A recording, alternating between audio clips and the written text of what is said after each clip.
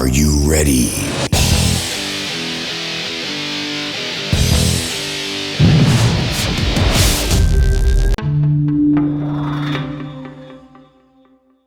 Welcome to Yemi's house. Once again. Yes, sir. Welcome back. Yeah, welcome back. Yeah. And like you all know, this is another episode of Serious Talk, where serious issues pertaining to Nigeria and other African countries are being discussed. Yes. And today, we have, as you all know, always on Yemi's house, we have interesting and serious topic, like we say, on our platform. And today, we will be going to this thing that this federal government just did recently, whereby they increased. Back to our case study, Nigeria. Exactly, always Nigeria. And recently there's this increase in tariff for electricity, increase in PMS, and as you know, between June and July this year, the price was increased from 121 naira to 140, and between September and August, right? September, between August, September, and now it has increased from 140 to, they said 151, but they are selling at the pumps for 160. 160. Yeah. So that means within the space of how many months? 3 months. 3 months, they've increased it from 120 to 160. Yeah. So, in Yemi's house, we don't just sit down and just believe what they're saying. We'd like to go out and find out from Nigerians in the streets. First of all, let's talk about the electricity as well. I think there's been lots of protesters. There's been lots of protests around the country. I saw some online. Mm-hmm. People are condemning the increase of this electricity and petrol prices. Mm-hmm. And we talk about electricity. It's been increased more than 100%. Yeah. Right, from 30.23 naira. For 1 kWh. kWh, if you don't know, means kilowatts power units of energy per hour, to 62.33 naira, which is more than 100%. 102%. 102% increase, which is crazy. Yeah. And then this was decided on the 31st of August, and the law went effective. Just a day, 24 hours. Yeah, 24 hours went effective. But this, before we go to the street, this is some very interesting things I want to talk to you about. Now, the NERC is saying that if you have access to electricity more than 12 hours in a day, you get to pay between this 80 to 100% increase. But if you have anything less than that, then this law does not affect you. Yeah. Now, coming from Nigeria, how true do you think this is? Well, till I left how effective that is. Till I left the shores of Nigeria, I could say, okay, that's increase in the tariff. Right. They are being justified with it. But with the present state of Nigeria right now, I don't think it's justifiable left to me, because with the few states I've been to, I don't really see them having 12 hours of uninterrupted electricity supply. So maybe other states, and like I said, I believe before they will pass such a law or such an increase in tariff will come, maybe some states in Nigeria having more than 12 hours of electricity. Right. And I think maybe it doesn't really affect the private sector like they are saying, because I believe clubs, restaurant owners, and all these places, they are definitely going to use up to that. Right. So I think they are going after more after business owners than private private consumers. Right.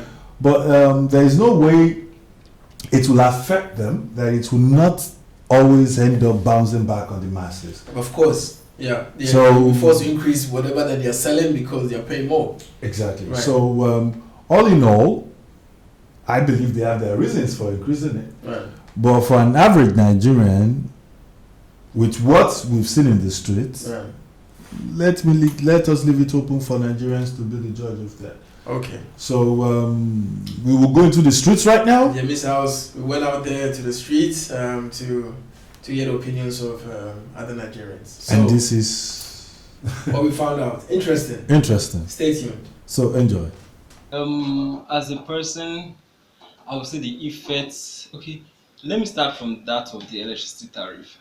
Fine, we know in the long run is for the good of the individuals. But as a person, my own opinion is that at this particular time when it's as if things are a bit hard, we're just trying to get out of COVID-19. So many people are out of jobs, things are not going well. So people have been at home for the past 5 6 months.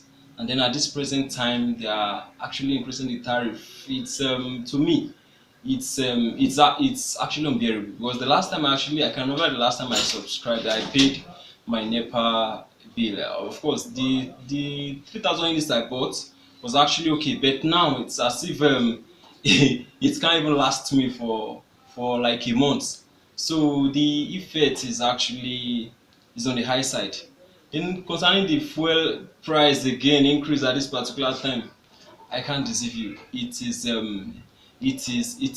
hard on Nigerians and it's also hard on me as a person. See, the aspect of electricity bill and fuel hike is so annoying. See, this country, I don't understand where we're heading to anymore. We just came out from COVID, and it's as if we caused it. They are trying to extort this money now from us. That's what I see it as. So it's so sad that salaries are going down, bills are coming up. How do we pay those bills? Food price, everything has gone up. How do we survive? They said we'll be 80% of the economy would come out of poverty, say 2021. What happens to the other percentage? So I see we are heading nowhere. It just takes the grace of God and the right governance to take us out of this. Thank you. As we all know, the price of the crude oil has gone up, and Nigeria, the dollar has risen, and the Nigerian naira is falling. So we should know that this country is actually in a deep mess right now, and the increase in price and commodities is very high. For the lesser man in this country, he can't afford to live, and the increase is actually making people so insecure they can't even go to the farm because of these herdsmen. They can't go and farm and bring food to the nation. So you guys have to put money into that sector so that these people, the lesser citizen, can actually get something to feed. Because the way this country is going, if we don't have anything to eat on, if the crude oil keeps going on up, Nigeria go just bust.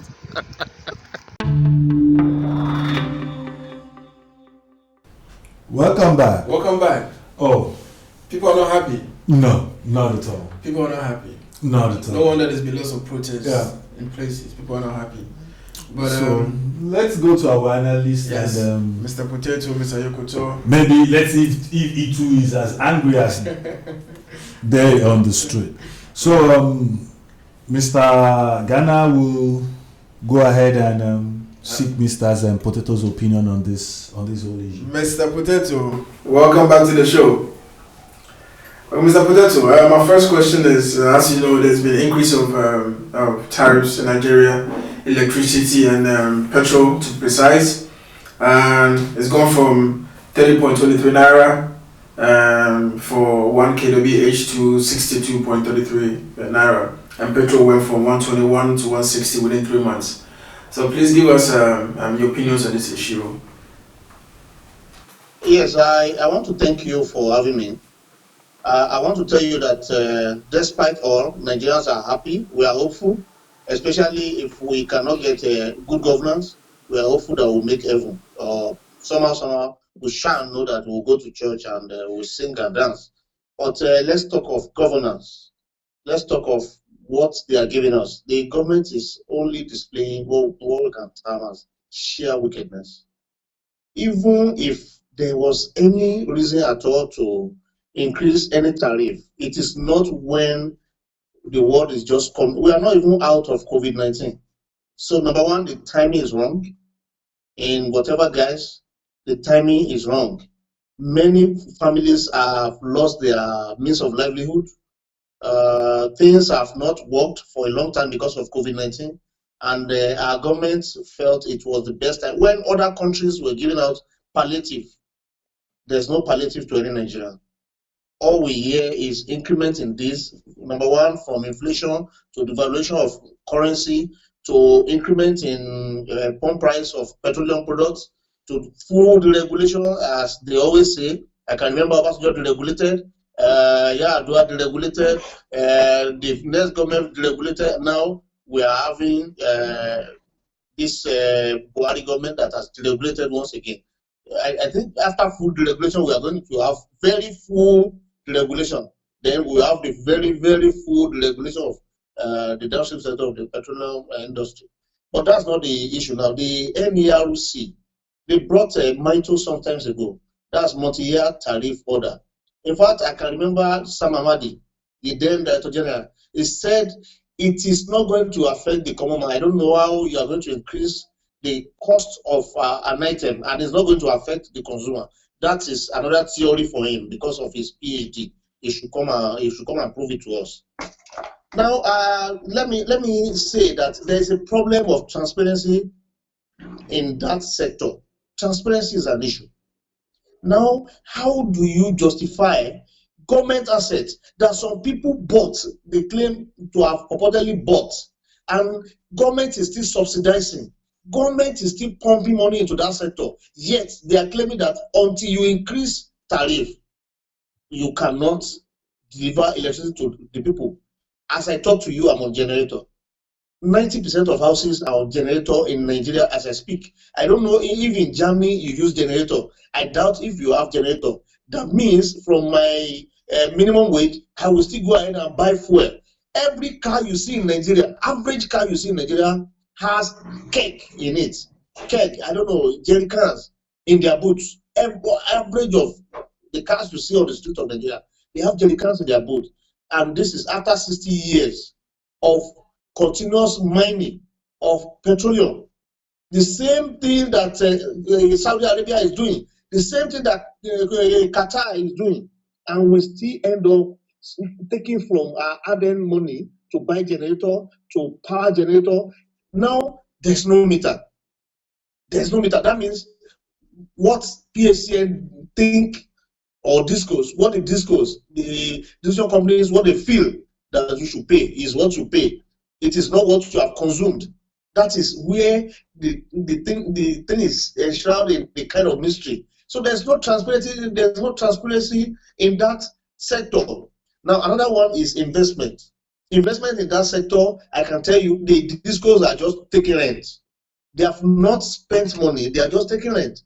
Now government built the asset with taxpayers' money. They are still sending money in form of subsidy to them that they won't pay back. Now, these guys just came as bourgeois, they just start collecting rent.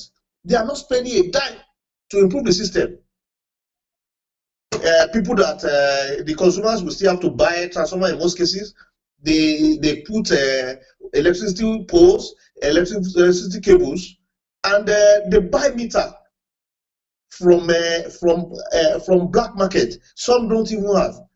The case of those that doesn't have meter is another cake of, is another kettle of fish on its own, because they just dump any kind of bill on them.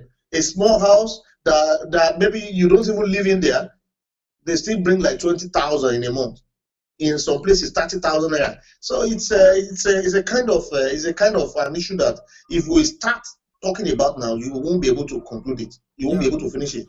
Right, Mr. Potato is not. Yeah. So viewers, I will quickly go on a short break, and when we come back, we'll finish our questions with Mr. Potato. Welcome back. We still have Mr. Potato on the line. So, Mr. Potato, welcome back.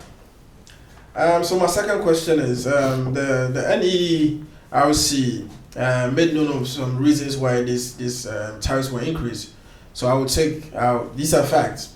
They are saying that the inflation rates, the global gas prices, Nigeria exchange rate, unit cost of power generation, and the total alias aggregate technical collection and commercial losses. I mean, they are saying these are all the facts leading to they having to increase the tariffs. So how factual do you think this is? And do you think this will affect the electricity bill? Well, we actually have a system that are so intertwined.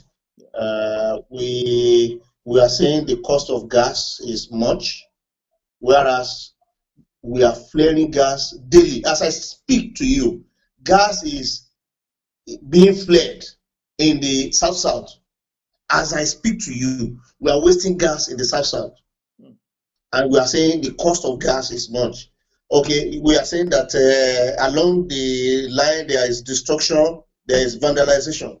Whereas you are taking Boko Haram in the north, you are taking them as kings, as VIPs. You are taking them abroad, you are taking them to expensive schools. When you capture them, you don't jail them. And we have people that have genuine grievances in the south. Now we are talking of dollar to naira ratio. Why have Nigeria not nationalized the economy? Why is it that we depend solely on importation of everything? Why we have polytechnics in Nigeria, technical colleges in Nigeria? Why don't we task that we give them 5 years, we give them test targets? They must be able to generate 10,000 megawatts. Everybody must be involved. Now we can deny ourselves some benefits so that we can enjoy the future. If Nigeria decide to look inwards and not prioritize importation, every importation means we are exporting job. Why don't we in Nigeria look inwards, look into our universities, our polytechnics, our informal sector? Let us get best of brains and put them together. Let us bring up our infrastructure bank to the level that they can do the bankrolling of all these things, that they will have the enough capacity to finance all this research, and let us get something that is good for us. I don't know if there is any country in the world that imports like Nigeria. There was a time Nigeria imported generators in the east, and they had problem crossing. They brought it all the way from Lagos. They had problem crossing the river Niger. So these things are rotting away by the coast of river Niger. And these are things that Obasanjo government spent billions of naira to import. And we are saying there's no electricity in Nigeria. We should stop deceiving ourselves. What I can say is, this is a way of showing wickedness. After this one, they will still give you another reason why they have to increase. All they need to do is to continually collect rent on us, and they know that we will continually cope. I can remember when Abacha increased the cost of petrol and the kerosene, and there was nothing. People were trekking. There was nothing to cook. People were using sawdust. After sawdust, people ran into the bushes, and we kept managing. How long are we continue to do this? And this is why cost of living in Nigeria continue to soar, and the death rate in Nigeria continue to soar. We have to watch it. I don't subscribe to any reason why. Thank God we have. I'm sorry to say that we have Nigeria Labour Congress that has become very docile. They keep giving 7 days ultimatum. They change it to 2 weeks ultimatum. I don't know, ultimatum after ultimatum. It's going to get to a time that federal government will ask them, is there any further ultimatum? Because they know they can't do jack. They can't do just anything. They can't do anything. Well, there you have it.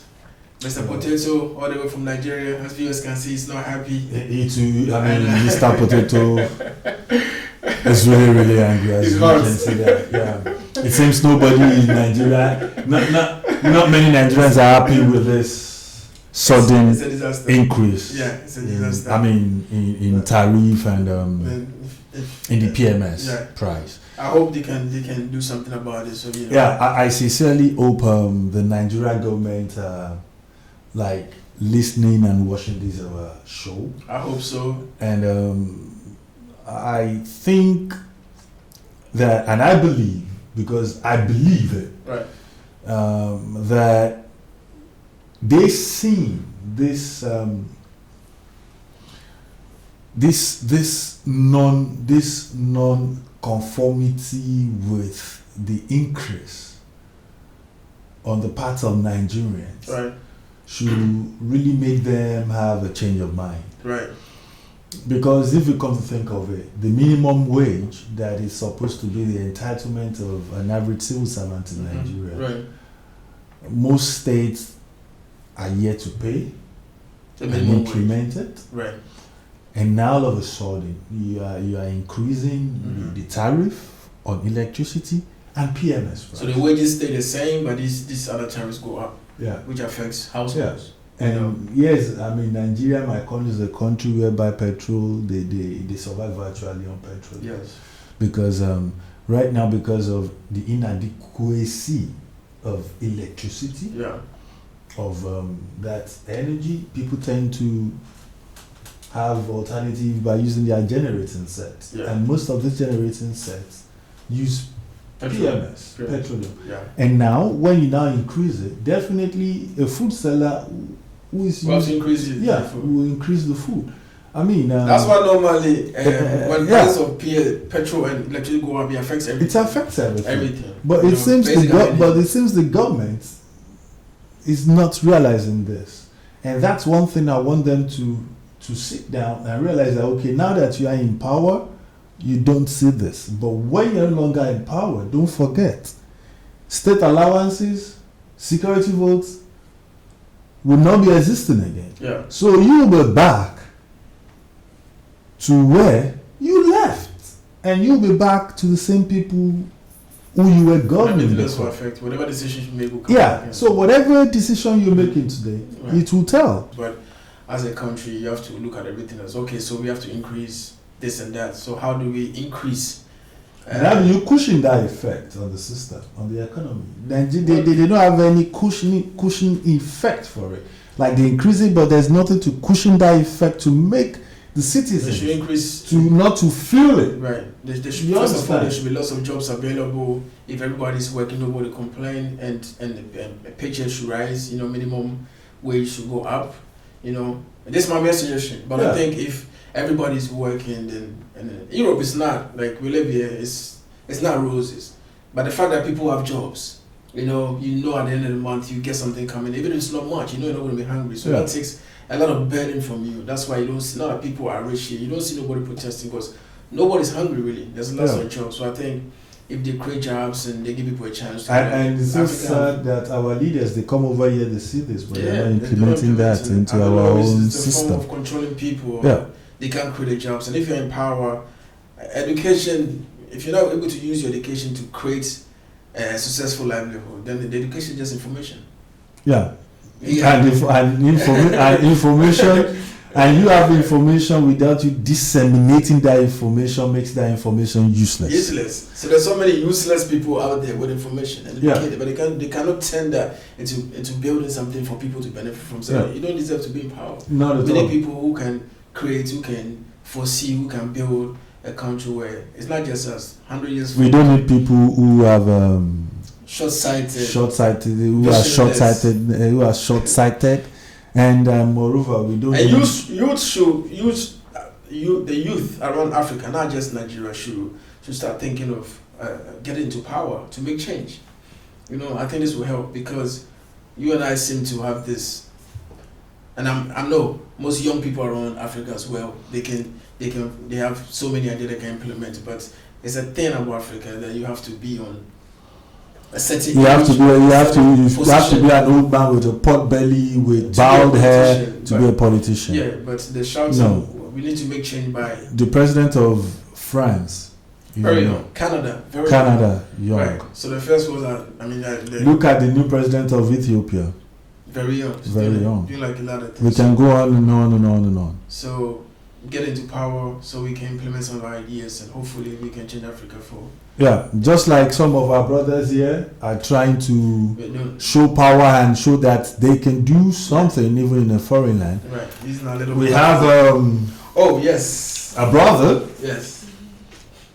We This is when we show gratitude. Yeah, he's because he washed Yemi's house and Yes. he fell in love with a platform. So you guys can And see clearly. he has decided to sponsor us with this. This is if you can see, it's African made African made.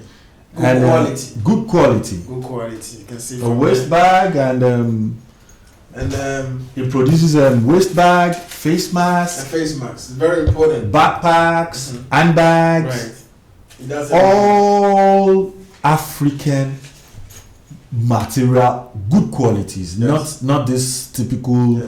one time, two time things. This you have it for a very long time, And it's cheap. and it's cheap. 25 euros. That's what he said. But I believe if you get to him, you will find out more. Right. But for this, he says for this one is going out cheaply for 25. That's what Right. he said. I think if you get to him, if you want more designs or you want something more, he will definitely give you what you want. So So it's Born to Live. That's the name of this company, Born to Live. Berlin. You can see it says Born to Live Berlin, and it makes like he said, make bags and masks and with African fabrics and natural materials. So Instagram, you can find him on Born to Live, Facebook Born to Live, YouTube Born to Live, everywhere you find him Born to Live. Please participate, help the young African man to fulfill his dreams. And we need more we need people more. like this. Be creative. Creative. Right. And to our second sponsors, if you see, we have new sets of. I'm swinging. You see, they're swerving. 36 degrees. 36 degrees. We're really grateful, Berlin. They got us this beautiful set of Right. swivel chairs, as you can see. Right. Yeah, Miss House, we're swiveling, we're feeling, good. Yeah. So thank you once again to Appreciate you guys for the 36 degrees for the new chairs. Berlin for the new shares, and thank you our subscribers. Thank So you. Danke schön. danke schön, like Germans would say. And some people do have this controversy about subscription. It's free. You are not going to pay a single kobo. Subscription is free. Totally free. And if YouTube says, do you want a premium or to pay? Simply say no. Right. It's as simple as that. Right. So our people, And to still take you to the subscription page. yeah, so our people, please, subscription is free. Yeah. So subscribe to Yemi's House, and that bell, don't forget to press it. So until next time, It's a good evening from Berlin. as I always say, peace, yo.